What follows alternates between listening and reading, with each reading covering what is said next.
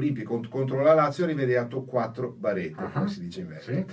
E però, memore della bella prestazione contro la Juve e quindi diciamo con una maggiore fiducia nei propri mezzi, a Roma non diciamo che potrebbe fare il colpaccio. Un clamoroso 1-1. 1-1. Per Cittadella, che continua a perdere, sta facendo un campionato orrendo in Serie C. Allora, il Cittadella ha perso con Albino Leffe, la prossima ce l'ha in casa, perdonami, non sappiamo con chi, però diciamo che il pronostico della prossima gara del Cittadella casalinga è positiva, sarà un 2-1. Fermo. Il Padova pareggia, giusto? Sì. 1-1 a Monza. Poi invece il Verona pareggia anche lui 1-1, giusto? Sì, a Roma. Roma.